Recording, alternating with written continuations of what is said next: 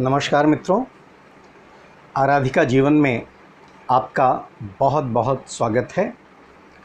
आज हम अपने इस चैनल के माध्यम से एक नया कार्यक्रम लेकर प्रस्तुत हैं और यह कार्यक्रम है जीवन के रंग अरविंद के संग। जीवन के तमाम पहलुओं पर बेबाक बातचीत करने के लिए मैं अर्थात अरविंद कुमार तिवारी आपके सामने उपस्थित हूँ।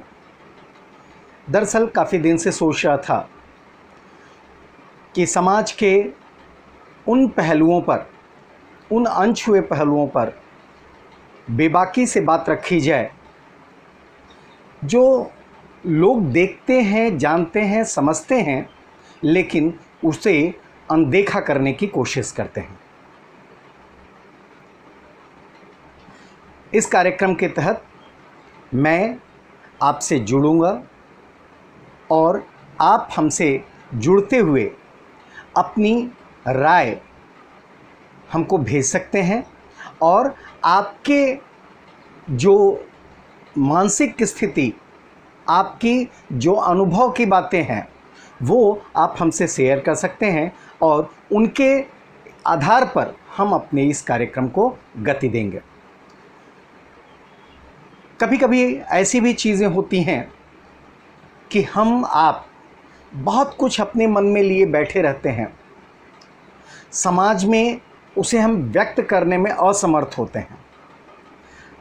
हम चाहते हैं किसी से कहना, लेकिन होता ऐसा है कि हम कहना तो चाहते हैं, कहते भी हैं, लेकिन ऐसे व्यक्ति से कहते हैं, ऐसे लोगों के पास तक पहुंचते हैं जिनके पास कोई हल नहीं है। अब इस कार्यक्रम के माध्यम से हम आपसे जब जुड़ रहे हैं तब आपकी मनोदशा, भावनाएं, आपके अनुभव, आपका ज्ञान, आपका जो दूरदृष्टि है, आपका जो विज़न है, उन सब के बारे में हम बात करेंगे और अपने अनुभव नहीं, आप सबके अनुभव को मिलाकर यहाँ पर आपके सामने रखेंगे। आज हमारा पहला एपिसोड है और मैं इसमें कुछ बात लेकर प्रस्तुत हुआ हूँ और ये बात उन नन्हे मुन्ने नौनिहालों से है जो आने वाले कल का भविष्य है। आने वाले दिनों में ये हमारे देश का भविष्य बनेंगे और देश को नित नई ऊंचाइयां प्रदान करेंगे। इन नौनिहालों के बारे में जब हम बात करने की बात करते हैं तो सबसे पहला हमारा यही ध्यान में आता है हमारे कि इस समय जो पूरे देश में लॉकडाउन की स्थिति बनी हुई है, हर तरफ लोगों को बाहर निकलने से मना किया जा रहा है, चाहे वो टीवी हो, दूर कोई भी चैनल हो, समाचार का चैनल हो या सामाजिक चैनल हो, हर जगह कहीं न कहीं से हमें सोशल डिस्टेंसिंग का पालन करने को कहा जा रहा है। घर से बाहर न निकलने की सलाह दी जा रही है और बताया जा रहा है कि जितना ही आप घर में रहेंगे उतने ही सुरक्षित रहेंगे। सच बात है, 100% यह बात सच है कि आप जितना घर में रहेंगे उतने ही सुरक्षित रहेंगे। लेकिन क्या यह लोग समझ पा रहे हैं कि जो हमारे घरों में बच्चे हैं उनकी मनोदशा क्या है? उनके लिए तो एक सहज आसान हो गया है कि वे आज मौका पा गए हैं मोबाइल पर खेलने का, खूब कार्टून देखने का, मस्ती करने का, लेकिन दूर हो गए अपने उन दोस्तों से जिनके साथ वो दिन भर खेलते थे, मस्ती करते थे। आज उनके मन में भय बैठ गया है कि बाहर जाएंगे तो कोरोना पकड़ लेगा, कोरोना काट लेगा।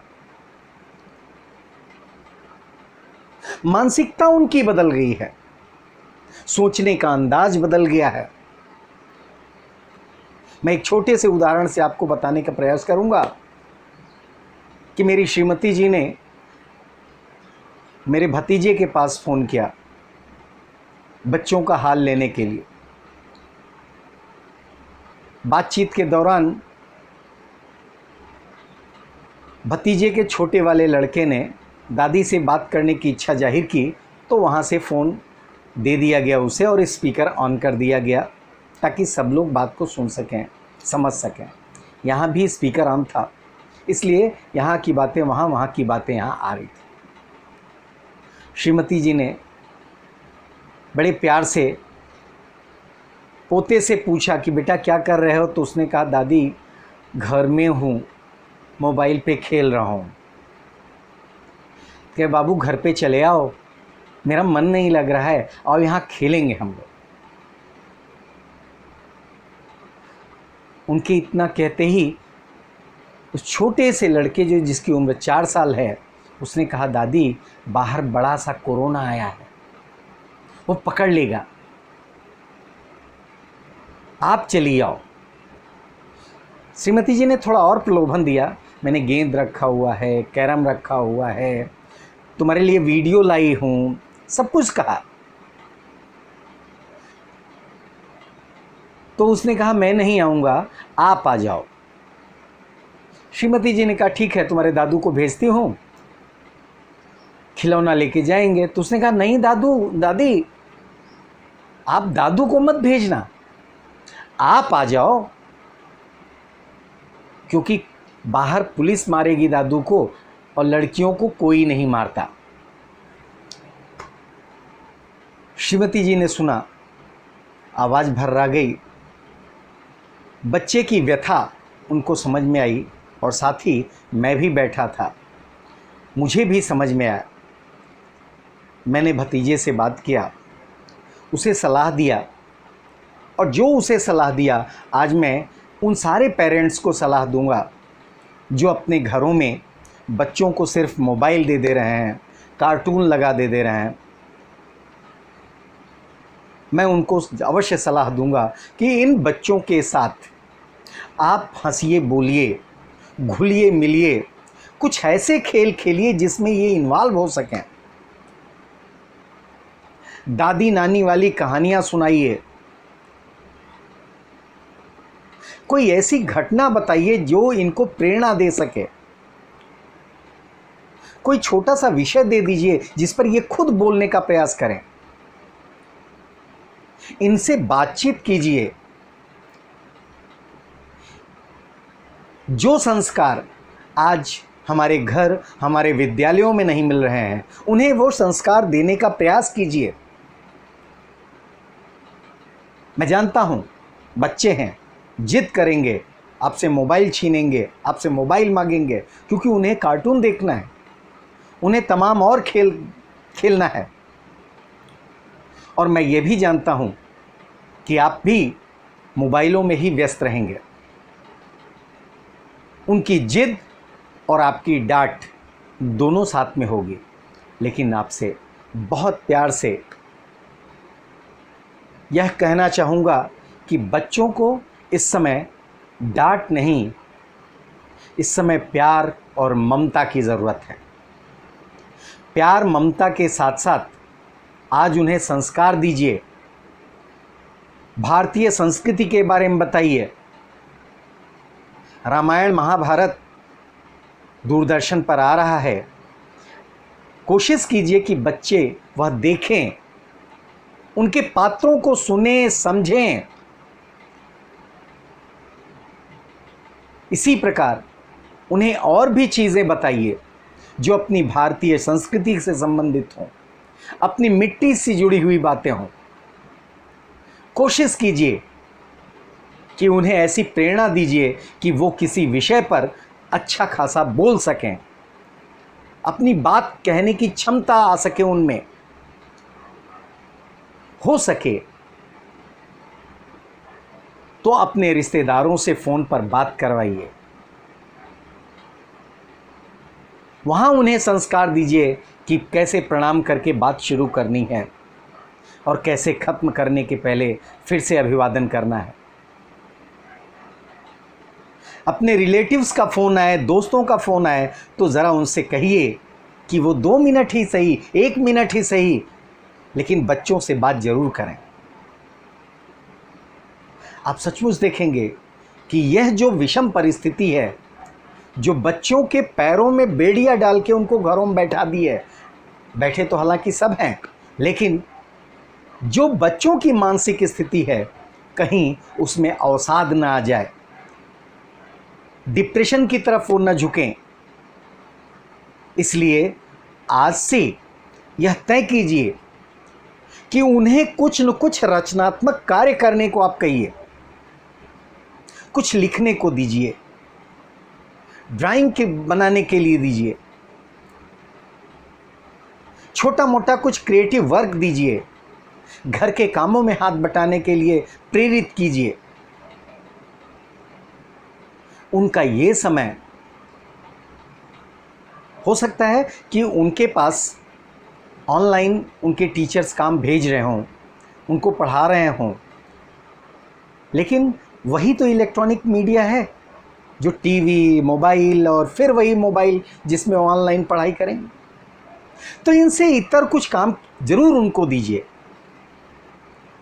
कोशिश कीजिए कि बच्चे ज़्यादा से ज़्यादा सुनने की क्षमता, ज़्यादा से ज़्यादा बोलने की क्षमता, ज़्यादा से ज़्यादा पढ़ने की क्षमता अपने आप में विकसित करें, ऐसे कार्य उनको दीजिए।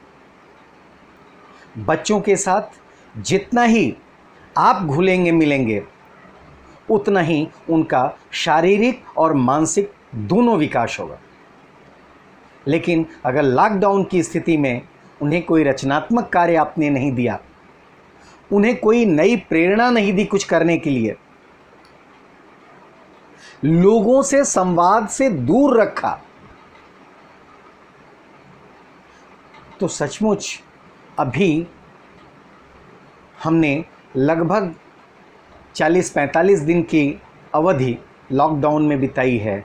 आगे कितना दिन बीतेगा इसका कोई ठिकाना नहीं, लेकिन ऐसी स्थिति में हमारे बच्चे जो स्वाभाविक चंचलता है उसे खो देंगे। मैं बार बार आपसे यही प्रार्थना करूंगा कि आप बच्चों के मार्गदर्शक बनिए, उनकी रचनात्मकता, उनकी भावनात्मक विकास के लिए आप प्रयास कीजिए। उनसे गीत गवाइए, उनसे कहानियाँ सुनिए,